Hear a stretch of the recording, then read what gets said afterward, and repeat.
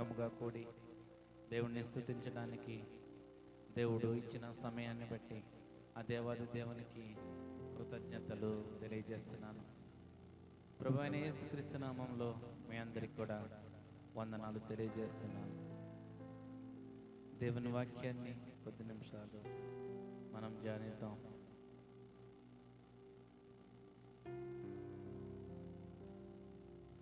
విశ్వాసం, అమూల్యమైన విశ్వాసం యొక్క లక్షణాలు ఏ విధంగా ఉంటాయి? విశ్వాసలమైన మనం దేవుణ్ణి వెంబడించే మనం, దేవుణ్ణి ఆరాధించే మనం, దేవుని పిల్లలుగా విశ్వాసులుగా పిలువబడుతున్న మనము మన జీవితంలో ఉండవలసిన లక్షణాలు, విశ్వాసము వలన మనం ఏ లక్షణాలు కలిగి ఉండాలి, ఆ విశ్వాసం వలన ఏ లక్షణాల ద్వారా మనం ఇంకా ఏ ఫలములు పొందుకోవాలా, ఏమి పొందుకోవాలా, విశ్వాసం అంటే ఏమిటి, ఆ విశ్వాసం మాత్రమే మనం ఇంకా ఏ విధంగా అభివృద్ధి చెందుకోవాలా, ఆత్మీయతలో దేవునిలో ఏ విధంగా అభివృద్ధి చెందుకోవాలా, ఆత్మీయతలో ఏ విధంగా ఎదగాల. పేతురు రాసిన రెండవ పత్రిక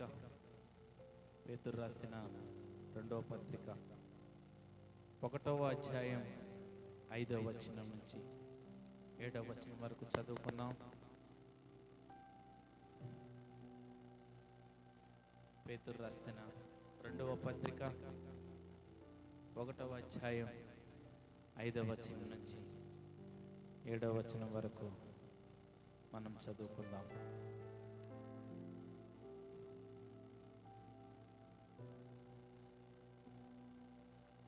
ఆ హేతువు చేతనే మీ మట్టుకు మీరు పూర్ణ జాగ్రత్త గలవారై మీ విశ్వాసమునందు సద్గుణమును, సద్గుణమునందు జ్ఞానమును, జ్ఞానమునందు ఆశానిగ్రహమును, ఆశానిగ్రహమునందు సహనమును, సహనమునందు భక్తిని, భక్తి యందు సహోదర ప్రేమను, సహోదర ప్రేమయందును దయను అమర్చుకొనడి. ఇవి మీకు కలిగి విస్తరించిన ఎడల అవి మన ప్రభువైన యేసుక్రీస్తును గూర్చి అనుభవజ్ఞ విషయంలో మిమ్మను సామాన్యులైనను నిష్కములైన కాకుండా చేయండి. పేతురు భక్తుడు మరి 2వ పత్రికలో 1వ అధ్యాయంలో 5వ వచనంలో విశ్వాసులు ఏ విధంగా ఉండాలా, విశ్వాసము ద్వారా ఏ విధంగా మనము ఇవన్నీ సంపాదించుకోవాలా, ఏ విధంగా ఉండాలా పేతురు భక్తుడు తెలియజేస్తున్నాడు. విశ్వాసపు నిచ్చెన అని పిలువబడే ఈ కృపలు ఆ దైవిక లేకపోతే ఆ దేవుణ్ణి పంచుకోవడం వల్ల కలిగే ఫలితాలు, ఆ దేవుణ్ణి ప్రేమించడం వల్ల కలిగే ఫలితాలు, విశ్వాసపు నిచ్చెనగా పిలువబడే ఈ కృపలు, విశ్వాసపు నిచ్చెనగా పిలువబడే ఈ కృపలు. విశ్వాసం ఎంతో విలువైనది, విశ్వాసం ఎంతో అమూల్యమైనది. పేతురు భక్తుడు తెలియజేస్తున్నాడు. పేతురు రాసిన 2వ పత్రిక 1వ అధ్యాయం 1వ వచనంలో పేతురు భక్తుడు తెలియజేస్తున్నాడు,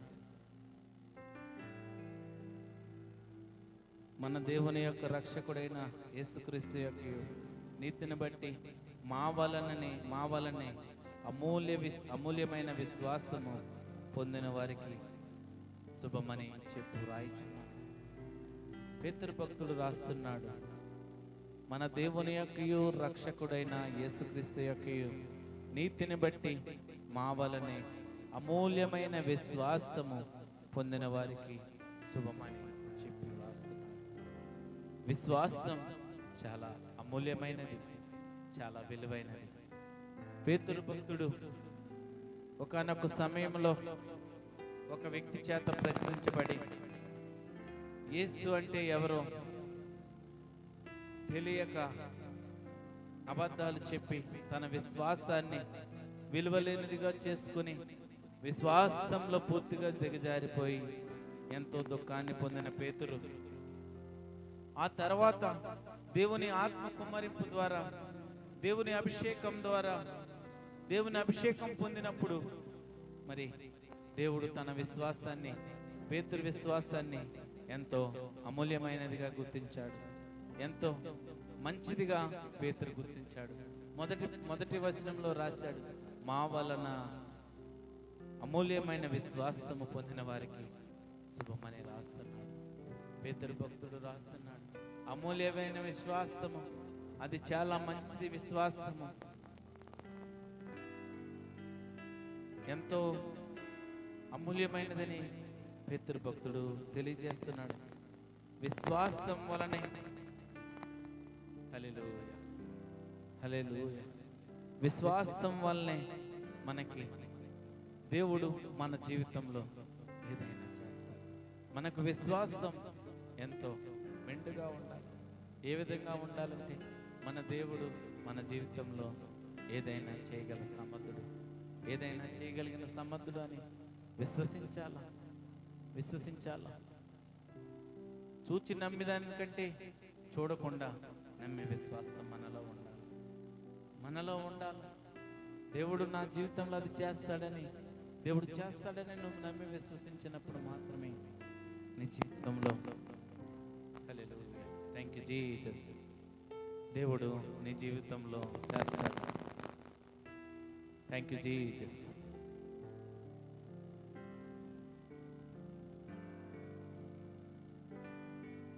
హల్లెలూయా హల్లెలూయా హల్లెలూయా. అవిశ్వాసం చాలా విలువైనది మన జీవితంలో. విశ్వాసాన్ని బట్టే మన జీవితంలో ఏదైనా చేయదలిసిన దేవుడు అవిశ్వాసాన్ని బట్టి, మన నమ్మకత్వాన్ని బట్టి మాత్రమే మన జీవితంలో ఏదైనా చేస్తాడు. రోమీయులకు రాసిన పత్రిక మొదటి అధ్యాయం 17వ వచనంలో చూద్దాం. ఎందుకనగా నీతిమంతుడు విశ్వాస మూలముగా జీవించునని వ్రాయబడిన ప్రకారము విశ్వాస మూలముగా అంతకంతకు విశ్వాసం కలిగినట్లు దేవుడు నీతి దాని అందు బయలుపరచబడుచున్నది. విశ్వాస మూలముగా మాత్రమే అంతకంతకు మనం విశ్వాసాన్ని, దేవుని నీతి బయలుపరుస్తుంది. ఎందుకనగా నీతిమంతుడు విశ్వాస మూలముగానే జీవిస్తాడు. హల్లెలూయా. విశ్వాస మూలముగానే మరి నీతిమంతులుగా మనం తీర్చబడతాం. నీతిమంతుడు విశ్వాస మూలంగానే జీవిస్తాడు. మనలో విశ్వాసం ఎప్పుడైతే వృద్ధి చెందుతుందో మనం నీతిమంతులుగా తీర్చబడతాం. నీతిమంతులుగా మనం విశ్వాస మూలంగా ఇంకా దేవుని పరిచర్యలో దేవునికి ఇంకా ముందుకు కొనసాగబడతాం. అంతకంతకు దినదినము మన విశ్వాసాన్ని పెంచుకోవాలా. మన విశ్వాసాన్ని, మన పునాదిని ఎంతో దేవుని యందు భయభక్తులు కలిగి ఆయన త్రోవలు నడుచుకుంటూ మనం ఆ అమూల్యమైన విశ్వాసం ద్వారా క్రీస్తు స్వారూప్యంలోకి మార్చబడగలగాలి. అమూల్యమైన విశ్వాసం ద్వారా క్రీస్తు స్వారూప్యంలోకి మనం మార్చబడాలి. దేవుని బిడ్డల్లో ఉండే విశ్వాసం అమూల్యమైనదిగా మారాలంటే ఆ విశ్వాసానికి ఉండవలసిన 7 లక్షణాలను పేతురు భక్తుడు తన 2వ పత్రికలో మొదటి అధ్యాయంలో 5వ వచనంలో రాశాడు.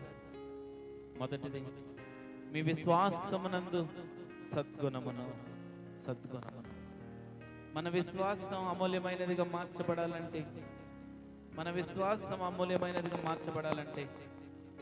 మొదటగా మన విశ్వాసం సద్గుణముగా మారాలి. అనేక మంది పేరుకు విశ్వాసులుగా ఉన్నారు,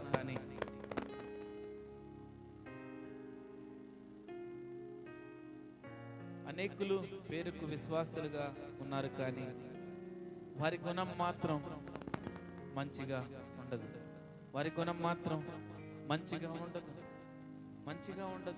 అనేక మంది ప్రజలు విశ్వాసులు, అనేక మంది ప్రజలు విశ్వాసులుగా పిలువపడతారు. కానీ వారి గుణం మాత్రం లోకంలో ఉన్న వారి కంటే చాలా చెడ్డమైన ఆలోచనలు కలిగి ఉంటుంది. చాలా వక్రంగా మాట్లాడతారు, వ్యర్థమైన మాటలు మాట్లాడతారు. వారు నైతిక విలువలు కోల్పోయి ఏం మాట్లాడుతున్నారు? విశ్వాసులు కూడా ఈ రోజుల్లో ఆ నైతిక విలువలు కోల్పోతున్నారు. యథార్థతను, మంచితనం విడిచిపెడుతున్నారు.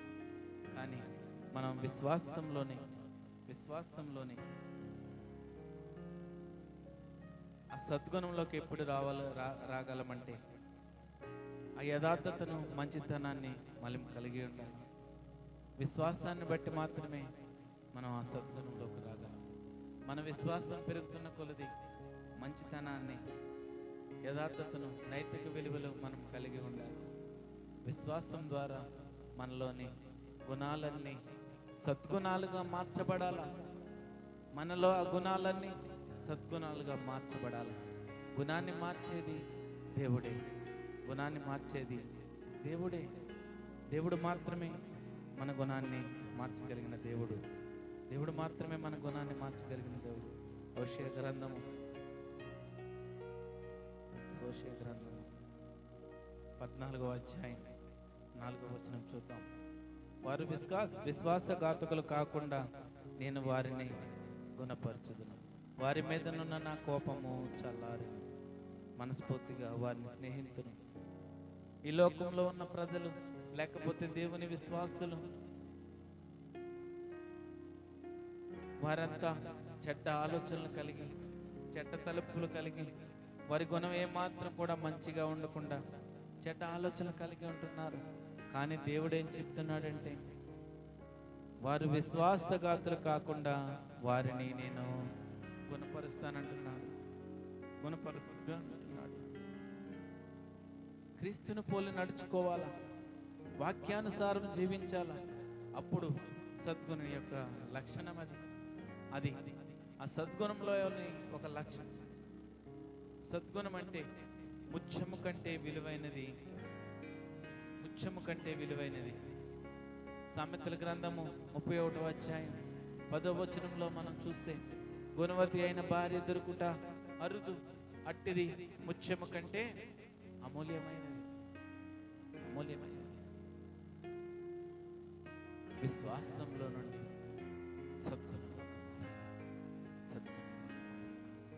విశ్వాసం ద్వారా మాత్రమే మనలోని గుణాలన్నీ సద్గుణాలుగా మార్చబడాలి. ఒక వ్యక్తిని ప్రేమించే విధంగా ఉండాలి.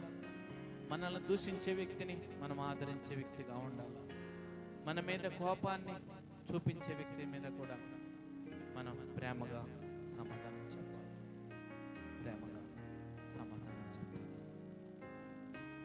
రెండవది, సద్గుణమందు జ్ఞానం.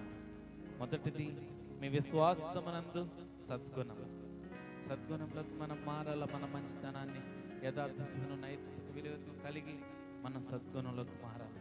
సద్గుణులుగా మార్చబడాలి విశ్వాసాన్ని బట్టి. రెండవది, ఆ సద్గుణమందు మనం జ్ఞానం సంపాదించుకోవాలి. ఆ సద్గుణం నుంచి మనం జ్ఞానం సంపాదించుకోవాలి. మన విశ్వాసం అమూల్యమైనదిగా మార్చబడాలంటే సద్గుణం అనేది ఒక జ్ఞానం. ఆ జ్ఞానంలోకి మనం మార్చబడాలి. చాలా మందిలో సద్గుణాలు ఉంటాయి, కానీ అవి లోకరీతిగా ఉంటాయి. లోక జ్ఞానం కలిగి ఉంటారు. దైవ సంబంధమైన వాక్యంలోనికి వారు ఎదగరు. దైవ సంబంధమైన వాక్య జ్ఞానం వారు తెలుసుకోరు. లోక సంబంధమైన జ్ఞానం కలిగి ఉంటారు. వాక్యాన్ని అనుదినం క్రమం తప్పకుండా జ్ఞానం చేసి నిత్యము ఆ దేవాది దేవుణ్ణి ఆరాధించి ఆ సద్గుణంలో మనం ఉంటే విశేషమైన దైవ జ్ఞానం మనకి కలుగుతుంది. దేవుని వాక్యాన్ని దినదినము జ్ఞానం చేసినప్పుడు ఆ దైవ జ్ఞానం మనకు వస్తుంది. ఒకసారి మనం ఆ దైవ జ్ఞానాన్ని మనం పొందాలంటే దినదినము నిత్యము ఆయన స్తుతించి ఆయన వాక్యాన్ని చదువుతూ ధ్యానిస్తూ తెలుసుకుంటూ ప్రతిరోజు పరిశుద్ధ గ్రంథంలోని విషయాలు తెలుసుకుంటూ దేవుని మాటలు గైకుంటే దేవుడు దైవికమైన జ్ఞానం మనకిస్తాడు. ఒకసారి ఆ దైవికమైన జ్ఞానం మనలోకి వచ్చిందంటే ఆ పరిశుద్ధ గ్రంథాన్ని మనం చదువుకుంటే ఎల్లప్పుడూ కూడా మనం ఆ జ్ఞానాన్ని మనల్ని విడిచిపెట్టదు. కీర్తనల గ్రంథము 119వ అధ్యాయం 98వ వచనం. కీర్తన గ్రంథము 119వ అధ్యాయం 98వ వచనం చదువుకున్నాం. నీ ఆజ్ఞలు నిత్యము నాకు తోడుగా ఉన్నవి, నా శత్రువులను మించిన జ్ఞానము అవి నాకు కలుగజేయుచున్నవి. నీ శాసనములను నేను ధ్యానించుచున్నాను, కావున నా బోధకులందరికంటే నాకు విశేష జ్ఞానము కలదు. నీ ఉపదేశములు నేను లక్ష్యము చేయుచున్నాను, కావున వృద్ధుల కంటే నాకు విశేష జ్ఞానము కలదు. దేవుని వాక్యాన్ని ఆయన శాసనములను ధ్యానించినప్పుడు, లక్ష్యము చేసినప్పుడు విశేష జ్ఞానం కలుగుతుంది. విశేషమైన జ్ఞానాన్ని మనకిస్తాడు.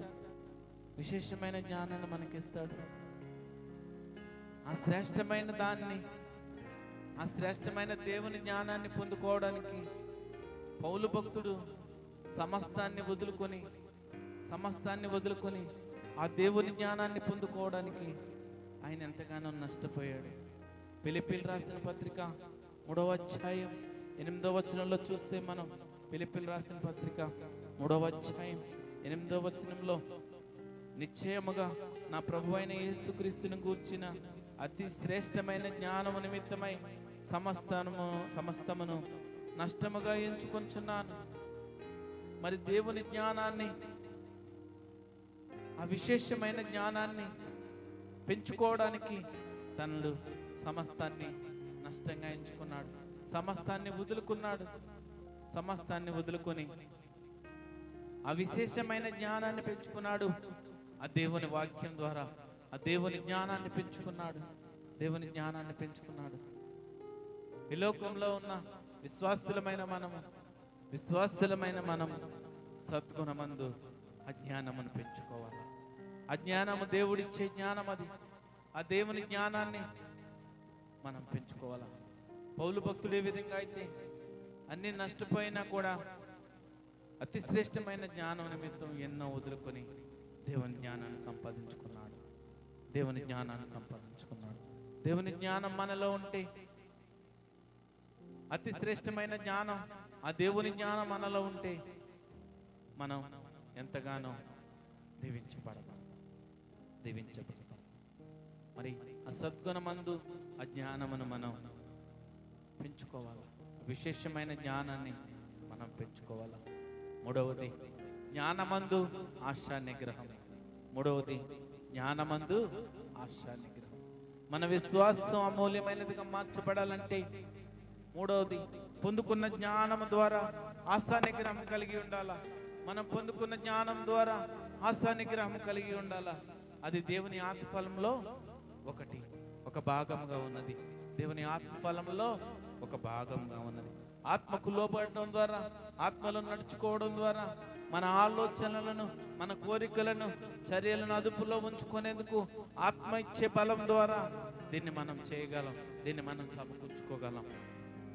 ఆశా నిగ్రహం కలిగి ఉండాలంటే ఆత్మకు లోబడాలా, ఆత్మలో నడుచుకోవాలా.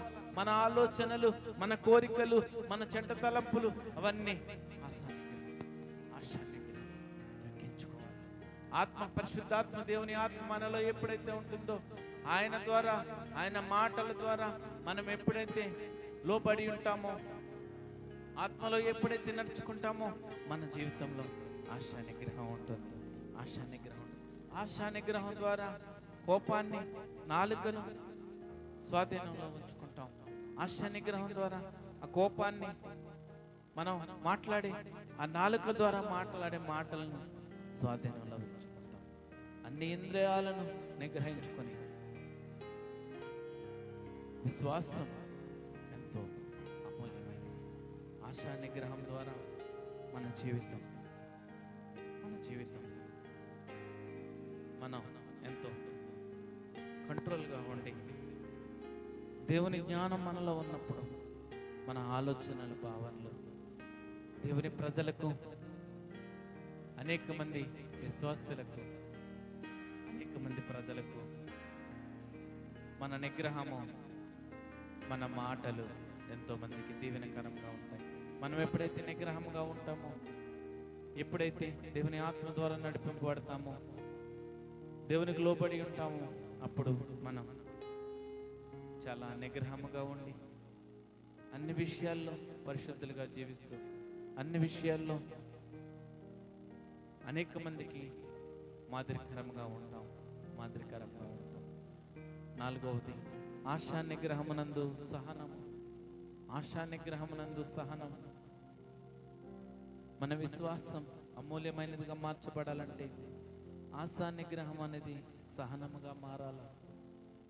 మనం ఎప్పుడైతే నిగ్రహముగా ఉంటామో అది మనం సహనముగా మార్చుకోవాలి. మన జీవితాల్లో బాధలు, కష్టాలు వచ్చిన ఓపికగా సహించి ముందుకు సాగిపోయే వారిగా మనం ఉండాలి. అమూల్యమైన విశ్వాసం గలవారిగా మనం ఉండాలి. ఇది స్వభావ సిద్ధంలో మన జీవితంలోకి రావాలా. స్వభావ సిద్ధంగా మన స్వభావం అంతా కూడా ఒక ఓర్పు, సహనం, ప్రేమ, ఆశ, నిగ్రహం కలిగి ఇతరులకు ప్రేమను ప్రకటించే వ్యక్తిగా మనం ఉండాలి. వ్యక్తులుగా ఉండాలి. ఎన్ని శ్రమలు వచ్చినా, ఎన్ని ఇబ్బందులు వచ్చినా ఎదుటి వారి ఎడల సహనం కలిగి ఉండాలి. క్రైస్తవ జీవితంలో సహనం ఎంతో మేటైనది, విలువైనది. యోబు భక్తుడిని మనం చూస్తే తన జీవితం ఏ విధంగా ఉందో మనం ఆలోచన చేస్తే, ఎన్ని శ్రమలు వచ్చినప్పటికీ, ఎన్ని ఇబ్బందులు వచ్చినప్పటికీ కూడా యోబు 1వ అధ్యాయం 21వ వచనంలో చూద్దాం. యోబు గ్రంథము 1వ అధ్యాయం 21వ వచనంలో మనం చూస్తే,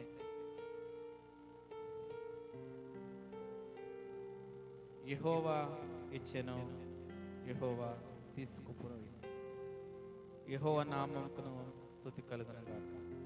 యెహోవా ఇచ్చాడు, యెహోవా తీసుకుని పోయాను, యెహోవా నామమునకు స్తుతి కలుగును గాక. యోబు భక్తుని విశ్వాసం ఎలాంటిదంటే చాలా అమూల్యమైన విశ్వాసం. యోబు భక్తుడు ఆ శ్రమల్లో, ఆ ఇబ్బందుల్లో కూడా ఎక్కడ కూడా దేవుడిని విడిచిపెట్టలేదు. దేవుడిచ్చాడు, దేవుడే అన్ని తీసుకొని పోతాడని అవిశ్వాసాన్ని కలిగి ఉన్నాడు. అవిశ్వాసంతో సహనం కలిగి దేవుణ్ణి మాత్రమే స్తుతించాడు. యథార్థంగా దేవుణ్ణి స్తుతించాడు. యోబు జీవితం మనకి ఎంతో ఆదర్శంగా ఉంది. యోబు జీవితంలో ఎంత సహనంగా ఉన్నాడంటే, ఎంత సహనంగా ఓర్పుగా కలిగి ఉన్నాడంటే, మన యేసుక్రీస్తుని చూస్తున్నట్లయితే, మన సిలువ వేయబడినప్పుడు ఆయన్ని ఎంతో మంది హింసించారు. ఎన్నో సమస్యలు గుండా, ఎన్నో శ్రమల గుండా ఆయన ప్రయాణం చేస్తున్నప్పుడు కూడా ఎంతో సహనంతో, ఓర్పుగా ఉండి ఆయన్ని హింసించిన వారి కొరకు ప్రార్థన చేశాడు. లూకా సువార్త 23వ అధ్యాయం 34వ వచనంలో ఆయన హింసించే వారి కోసం, ఆయన్ని ఇబ్బంది పెట్టే వారి కోసం, ఆయన శ్రమలు పెట్టే వారి కోసం వారిని క్షమిస్తూ ఏమంటున్నాడంటే, తండ్రి వీరేమి చేయుచున్నారో వీరెరుగరు గనుక వీరిని క్షమించమని చెప్తున్నాడు. ఆ ఓర్పు సహనం కలిగి ఉన్నారు వారందరూ. భక్తులను అనేక మందిని చూస్తే వారందరూ సహనం కలిగి, యేసుక్రీస్తు ప్రభు ఎన్ని శ్రమలు వచ్చినప్పటికీ కూడా ఆ సహనం కలిగి వాళ్ళని ఇబ్బంది పెట్టే ప్రజల కోసం ప్రార్థన చేస్తున్నాడు.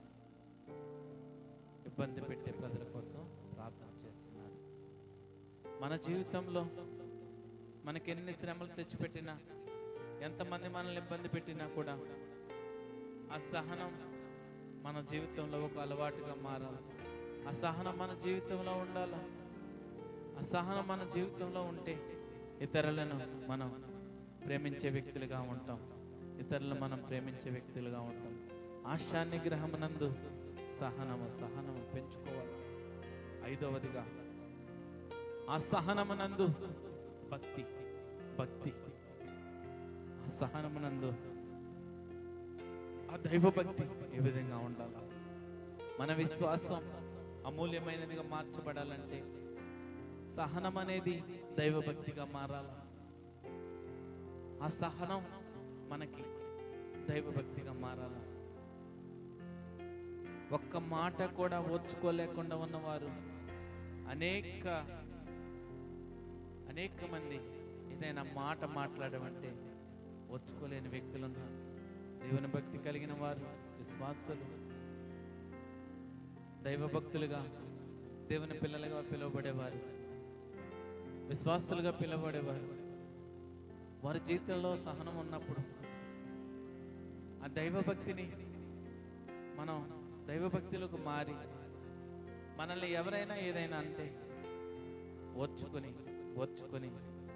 వారి కోసం విజ్ఞాపన చేసి, భక్తి కలిగినవారిగా మనం ఉన్నప్పుడు వారి కోసం ప్రార్థన చేయాలి.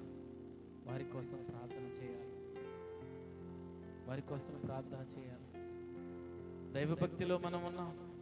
ఆ దైవ ప్రేమను మనం చూపించాలా. ఆ దైవభక్తిని మనం చూపించాలి. యాకోబు రాసిన పత్రిక 1వ అధ్యాయం 26వ వచనం చూద్దాం. యాకోబు రాసిన పత్రిక 1వ అధ్యాయం 26వ వచనం చూద్దాం.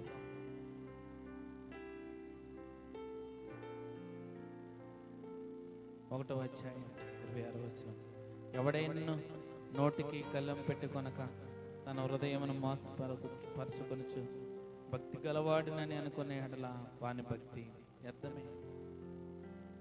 నువ్వు ఎప్పుడైతే సహనంగా ఉన్నావో నీ సహనం దైవభక్తిగా మారాలి. నువ్వు దేవుని పిల్లగా ఉన్న వ్యక్తివైతే నీ నోటికి కళ్ళెం వేసుకొని దేవుని ఆజ్ఞలు గైకుంటూ, దేవుని మాటలను గైకుంటూ నీ హృదయాన్ని మోసపరచుకొనుచు భక్తి గలవాడినని నువ్వు అనుకుంటే నీ భక్తి వ్యర్థమే.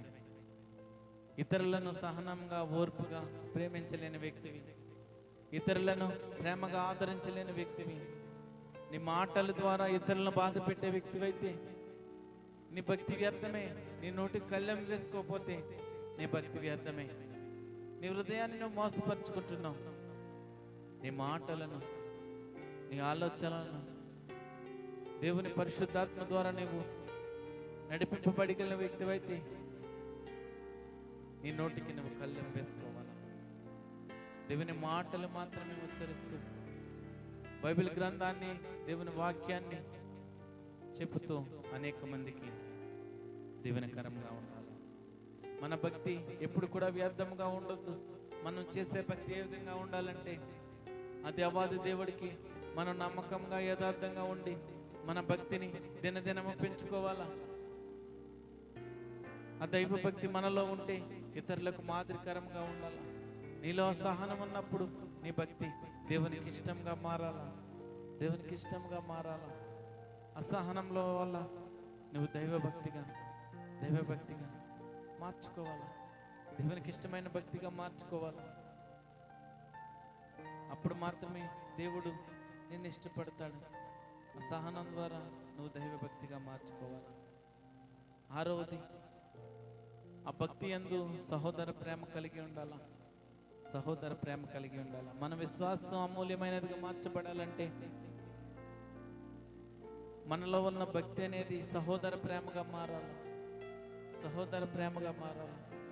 మన సహనమును ఎప్పుడైతే దైవభక్తిగా మార్చుకున్నామో ఆ దైవభక్తి సహోదర ప్రేమగా మార్చబడాలి.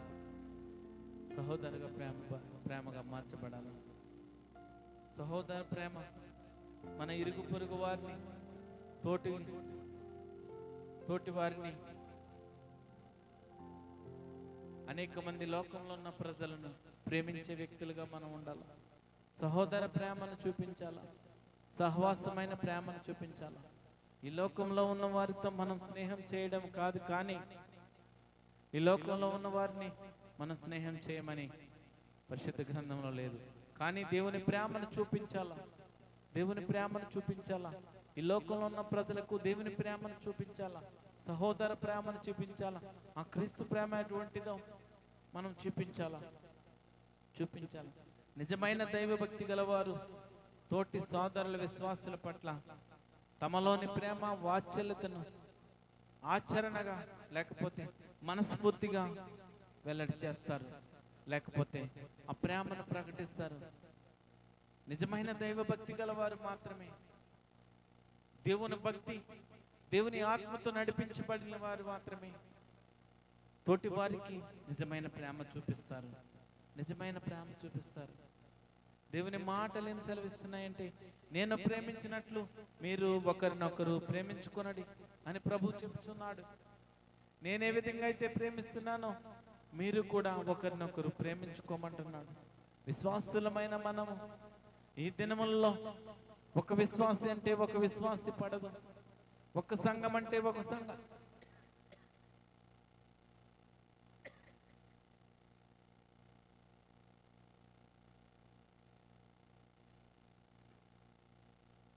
ఈ రోజుల్లో ఒక సంఘం అంటే ఇంకొక సంఘానికి పడదు. కానీ దేవుని మాటలు ఏం చెప్తున్నాయంటే, ఆ ప్రభువైన దేవుడు ఏం చెప్తున్నాడంటే, నేను ప్రేమించినట్లు మీరు ఒకరినొకరు ప్రేమించుకోమంటున్నాడు. విశ్వాసులమైన మనము అనేక మందికి సహోదర ప్రేమ చూపించాలి, సహోదరి ప్రేమ చూపించాలి. నీ భక్తి యథార్థంగా ఉన్నప్పుడు మాత్రమే, ఆ దైవ భక్తిలో నువ్వు ఉన్నప్పుడు మాత్రమే, ఆ దేవుని ప్రేమ నీలో ఉన్నప్పుడు మాత్రమే నువ్వు ఇతరులకు సహోదర ప్రేమ చూపించగలవు, సహోదరి ప్రేమ చూపిస్తావు.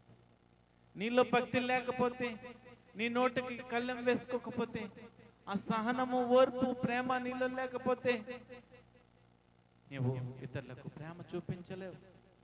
విశ్వాసులుగా పిలువబడుతున్నావేమో, దేవుని శిష్యుడిగా, దేవుని పిల్లలుగా పిలువబడుతున్నావేమో, కానీ దేవుని ప్రేమ నీలో లేదు. నీలో ఉంటే ఆ సహోదర ప్రేమ చూపిస్తావు. నువ్వు చూపించట్లేదంటే నీలో ఆ ప్రేమ లేదు. ఈనాడు క్రైస్తవ సంఘాలన్నీ కూడా ఆ ప్రేమ కరువైపోయి ఒకరితో ఒకరి పడక గ్రూపులుగా విడిపోతున్నారు. దేవుని నామాన్ని అవమానపరుస్తున్నారు, దేవునికి సిగ్గుకరంగా ఉంటున్నారు. నువ్వు ఏ సంఘస్థుడివైనా, ఏ ప్రదేశంలో సేవ చేస్తున్నా, ఏ సంఘానికి సంబంధించిన వాడివైనా, విశ్వాసుడివైనా నీవు దేవుని ప్రేమను చూపించాలా, దేవుని ప్రేమను చూపించాలా. ప్రజలకు దేవుని విశ్వాసులకు, దేవుని పిల్లలకు ఆ సహోదర ప్రేమ నువ్వు చూపించాలా. బైబిల్ ఏం చెప్తుందంటే, అన్నిటికన్నా శ్రేష్టమైనది ప్రేమ. అన్నిటికన్నా శ్రేష్టమైనది ఏంటంటే ప్రేమ. విశ్వాసుల హృదయాల్లో ఆ ప్రేమ కరువైపోయింది, ఆ సహోదర ప్రేమ కరువైపోయింది. దేవుడు నీకు ఇచ్చిన ప్రేమను, దేవుడు నీపై చూపిన ప్రేమను నువ్వు ఇతరుల పైన చూపించలేకపోతున్నావు. దేవుని భక్తి నీలో ఉంటే నువ్వు అనేక మందికి ఇతరులకు ప్రేమ చూపిస్తావు. నీలో భక్తి కరువైపోయింది, దేవునిలో విశ్వాసం కరువైపోయింది కనుక నువ్వు ఇతరులను ప్రేమించలేకపోతున్నావు, నీ పొరుగు వారిని ప్రేమించలేకపోతున్నావు, నీ తోటి వారిని ప్రేమించలేకపోతున్నావు. అసూయ, స్వార్థం, కుట్ర, కుతంత్రాలతో నీ ఆలోచనలు, నీ హృదయం నిండిపోయింది. దేవుని పైన విశ్వాసం లేక, దేవుని ఆత్మ నడిపింపు నీలో లేక, నీలో చెడ్డ ఆలోచనలు పరిగెత్తుతున్నాయి. బాప్తిసం తీసుకొని మారు మనసు పొందిన వ్యక్తివైతే నీవు దేవుని ప్రేమ నీలో కనపడాలి. దేవుడు నీకు ఇచ్చిన ప్రేమ, దేవుడు నీపై చూపించిన ప్రేమ ఇతరులకు చూపించాలా.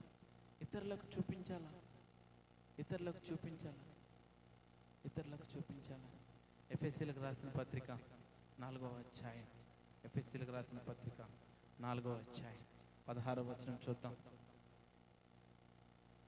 ఆయన శిరస్సు అయి ఉన్నాడు.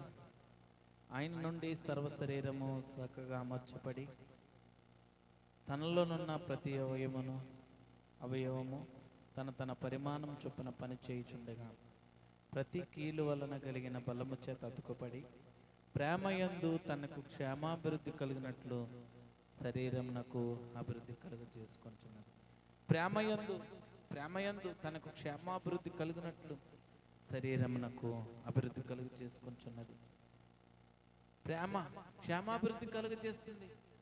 ప్రేమ క్షేమాభివృద్ధి కలుగజేస్తుంది. ప్రేమ అన్నిటిని ఓర్చుకుంటుంది. ప్రేమ సహనం కలిగి ఉంటుంది. ప్రేమ ఓర్పును కలిగి ఉంటుంది. ప్రేమతో ఒకరినొకడు సహించుకోవాలి. దేవుడిచ్చిన ప్రేమను దేవుడు లోకాన్ని ఎంతో ప్రేమించాడు. దేవుని పిల్లలుగా, దేవుని విశ్వాసులుగా, దేవుని ప్రజలుగా దేవుడు ఎంతగానో ప్రేమిస్తున్నాడు. కానీ తిరుగుబాటు చేసే వ్యక్తులుగా మనం ఉంటున్నాం. సహోదర ప్రేమ కరువైపోయింది. దేవుని ప్రేమ కరువైపోయింది. దైవ భక్తి ఉన్న మనము, దేవుని భక్తి ఉన్న మనము, దేవుని ఆరాధించే మనము, దేవుని ఆత్మలో నడిపించేవాడే మనము, దేవుని శక్తి ఆశ్రయించిన మనము ఇతరులకు సహోదర ప్రేమ చూపించాలా, సహోదరి ప్రేమ చూపించాలా. నువ్వు ఆ ప్రేమ చూపించలేకపోతున్నావంటే, నీలో ఆ ప్రేమ లేకపోతే, నువ్వు ఇతరులను ప్రేమించలేకపోతున్నావంటే, ఇతరులను ఆప్యాయంగా పలకరించలేకపోతున్నావంటే, ఇతరుల పట్ల నువ్వు ద్వేషంగా ఉన్నావంటే, ఇతరులను ద్వేషిస్తున్నావంటే, దూషణ మాటలతో వక్రీకరిస్తున్నావంటే నీలో దైవభక్తి లేదు. నీలో దైవభక్తి ఉంటే నువ్వు ఇతరులను ప్రేమించే వ్యక్తిగా ఉంటావు. ప్రభువైన యేసుక్రీస్తు తన పైన ఎన్నో నిందలు అపరాధములు మోపినప్పటికీ కూడా, ఎన్నో శ్రమలు వచ్చినప్పటికీ కూడా అందరినీ ప్రేమించాడు. ఆ పరలోకమందున్న తండ్రికి విజ్ఞాపన చేశాడు, వీళ్ళందరినీ క్షమించండి, వీరందరినీ క్షమించమని దేవునికి విజ్ఞాపన చేశాడు. దైవభక్తిలో మనం ఏ విధంగా ఉండాలా? దేవుని మాటలు ఆజ్ఞలు గైకొని ఆ దైవభక్తిలో మనం కొనసాగాల. మనలో దైవభక్తి లేకపోతే క్రైస్తవ నామ మాత్రమే క్రైస్తవులుగా పిలువబడుతున్నామేమో. నీలో దేవుని భక్తి ఉందా? యథార్థమైన భక్తి ఉందా? సరిచేసుకో. ఆలోచన చేసి సరిచేసుకో. నీ హృదయం నిండా ఆ పరిపూర్ణమైన ప్రేమ, ఆ శాశ్వతమైన ప్రేమ నిండి ఉండాల. నీకు క్షేమాభివృద్ధి ఏదైతే కలుగుతుందో, ఏ ప్రేమ ద్వారా నీకు క్షేమాభివృద్ధి కలుగుతుందో, ఆ ప్రేమ ద్వారా మాత్రమే నువ్వు ఇతరులకు మాదిరికరంగా ఉండు. ఆ దేవుని ప్రేమను నువ్వు ప్రత్యక్షపరచు. నీ ముఖములో, నీ తేజస్సులో ప్రేమ కనపడాలి. ఆప్యాయంగా అనేక మందిని దేవుని వైపు త్రిప్పడానికి, అనేక ఆత్మీయులను దేవునిలో బలపడడానికి, వారి ఆత్మీయతలో బలపడడానికి ఆ దైవికమైన జ్ఞానం, ఆ దైవికమైన భక్తి నిన్ను చూసి ఇతరులు మాదిరికరంగా ఉండాలి, ఇతరులకు సాక్షిగా ఉండాలి. నీలో ఆ సహోదర ప్రేమ కలిగి ఉండాలా, ఆ సహోదరి ప్రేమ కలిగి ఉండాలా. ఏడవది, సహోదర ప్రేమయందు దయ కలిగి ఉండాలి. మన విశ్వాసం అమూల్యమైనదిగా మార్చబడాలంటే ఏడవదిగా మనలో ఉన్న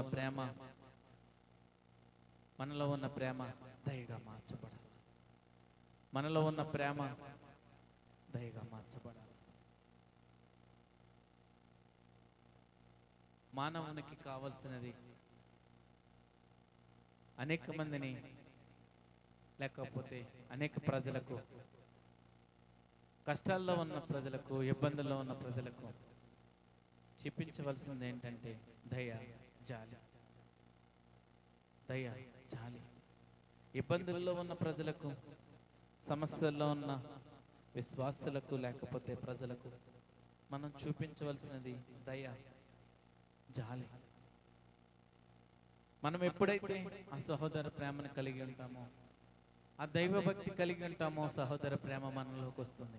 ఆ సహోదర ప్రేమ కలిగి ఉన్నామో దేవుడు మన జీవితంలో ఆ దయతో నింపి, లేకపోతే ఇతరుల పట్ల మనం ఆ జాలి హృదయం కలిగేలాగా మనల్ని దేవుడు నడిపిస్తాడు. ఆ జాలి హృదయం కలిగేలాగా దేవుడు మనల్ని నడిపిస్తాడు. దయ హృదయం ఎప్పుడు కూడా మన విశ్వాసంలో చాలా ప్రాముఖ్యమైనది. మనం దయ హృదయం కలిగి ఉండాలి. క్రైస్తవ జీవితంలో మనం ఆలోచన చేస్తే క్రైస్తవులు దయలేని వ్యక్తులుగా ఈ లోకంలో ఉన్న ప్రజలు మనల్ని ఎన్నోసార్లు పిలుస్తూ ఉంటారు. ఈ క్రైస్తవులు చాలా ఇబ్బందులు పెడతారు. లేకపోతే క్రైస్తవులు కొంతమంది దేవుని భక్తి లేని వ్యక్తులు ఆ మాటలు లేకపోతే వాళ్ళ క్రియలు ప్రజలను చాలా ఇబ్బంది పెట్టేవారుగా చాలామంది అవమానిస్తారు, హేళన చేస్తూ ఉంటారు. కానీ దేవుని మాటలు ఏం సెలవిస్తున్నాయంటే, నిజమైన భక్తి ఉన్న వ్యక్తి, ఆ దైవ భక్తి ఉన్న వ్యక్తి దేవుణ్ణి అవమానపరిచే వ్యక్తిగా ఉండడు. దేవుని మాటలను లేకపోతే సంపూర్ణంగా ఆయన వాక్యాన్ని తెలుసుకున్న వ్యక్తి, యథార్థంగా దేవుణ్ణి విశ్వసించే వ్యక్తి, ఆయన ఆత్మ ద్వారా నడిపింపబడే వ్యక్తి ఎప్పుడు కూడా ఈ లోకంలో ఉన్న ప్రజలకు, ఈ లోకంలో ఉన్న ఈ లోకస్తులందరికీ ఒక గొప్ప జ్యోతి వలె ఉంటాడు. దేవుని వ్యక్తి, లేకపోతే దేవుని స్నేహితుడు, దేవుడు ఏర్పరచుకున్న వ్యక్తి, దేవుడు పిలుచుకున్న వ్యక్తి ఈ లోకంలో ప్రజలందరిలో ప్రత్యేకపరచుకుని ఒక వ్యక్తిగా ఉంటాడు. కానీ ఈ దినముల్లో క్రైస్తవులు లోకంలో నుండి వేరుపరచుకోలేకపోతున్నారు. దేవుని మాటలను గైకొనలేకపోతున్నారు. దేవుని ఆజ్ఞలు తీసుకోలేకపోతున్నారు. అసలు దయలేనివాడు క్రైస్తవుడే కాదు. దయలేనివాడు క్రైస్తవుడే కాదు. దేవుడు ఎంతో మందికి దయ చూపించాడు, జాలి చూపించాడు, తన కరుణ చూపించాడు, తన ప్రేమను చూపించాడు. దయలేనివాడు క్రైస్తవుడు కాదు. దేవుని యొద్ద నుండి మరి ఎంతో కనికరం పొందుకున్న మనము తోటి వారి పట్ల దయ చూపించకపోతే దేవుని శిక్ష తప్పదు మనకి. యాకోబు రాసిన పత్రిక 2వ అధ్యాయం 13వ వచనంలో చూద్దాం. యాకోబు రాసిన పత్రిక 2వ అధ్యాయం 13వ వచనం చూద్దాం. కనికరము చూపని వాడు కనికరము లేని తీర్పు పొందును. కనికరము తీర్పును మించి అతిశయపడు. మన జీవితంలో కనికరం చూపించకపోతే కనికరం లేని తీర్పు పొందుతాం. దయ, జాలి, కనికరం క్రైస్తవుడుగా పిలువబడుతున్న మన జీవితంలో, దేవుని విశ్వాసులుగా ఉన్న మన జీవితంలో అది తప్పక ఉండవలసినవి. కనికరం మనం చూపించాలా, ఇతరుల పట్ల జాలి చూపించాలా, ఇతరులకు మేలు చేసే వ్యక్తులుగా ఉండాలా,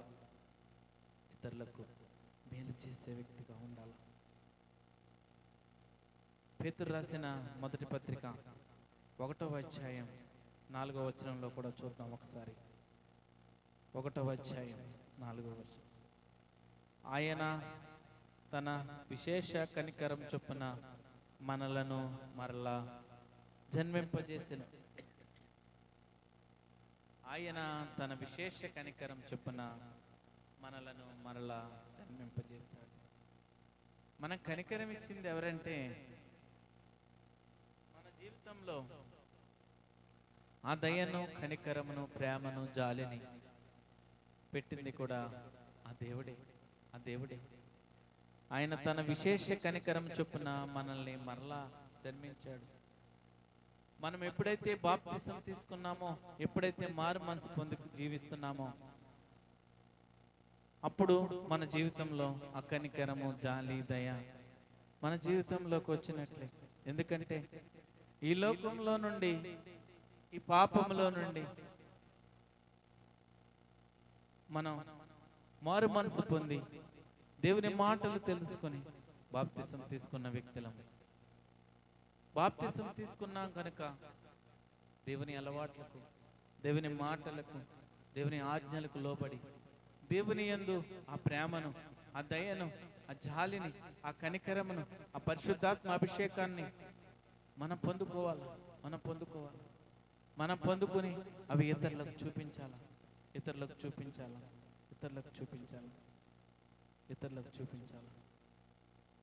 ప్రియమైన దేవుని బిడ్డలారా, మరి విశ్వాసంలో నుండి మనం మంచి అంచెలుగా వెతుకుతూ, ఆత్మీయతలో ఎదుగుతూ మనం ఈ 7 సద్గుణమందు విషయాలని, ఈ 7 విషయాలని మనం ఇంకా మన జీవితంలో అలవర్చుకుంటూ మనం దేవునికి ఇష్టలుగా, దేవునికి పిల్లలుగా, క్రైస్తవులుగా పిలువబడుతూ అనేక మందికి ఆశీర్వాదకరంగా, అనేక మందికి మాదిరికరంగా మనం ఉంటూ సద్గుణమందు మరి జ్ఞానం పెంచుకోవాలా. విశ్వాసమునందు ఆ సద్గుణమునందు జ్ఞానమును, జ్ఞానమునందు ఆశా నిగ్రహమునందు సహనమునందు భక్తి యందు సహోదర ప్రేమ యందును దయను అమర్చుకోవాలా. మన జీవితం, క్రైస్తవుని జీవితం అంటే అది ఒక ముళ్ళ కిరీటం, ముళ్ళ బాట వంటిది. క్రైస్తవుడి జీవితం అంటే ఒక ముళ్ళ కిరీటం వంటిది.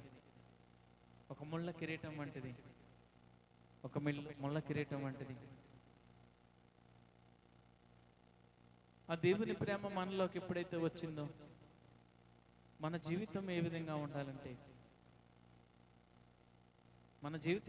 ఉండాలంటే అద్భుతకరంగా, ఆశ్చర్యకరంగా, ఒక శిశువు పుట్టినప్పుడు ఏ విధంగా ఉంటాడో ఆ శిశువును పోలిన విధంగా మన క్రైస్తవ జీవితంలోకి అడుగు పెట్టాలి. అప్పుడు మాత్రమే మన జీవితం దేవునికి ఆశీర్వాదకరంగా ఉంటుంది, ఆశ్చర్యకరంగా ఉంటుంది. దేవుడు చాలా గొప్ప దేవుడు, ఆశ్చర్యకరుడైన దేవుడు.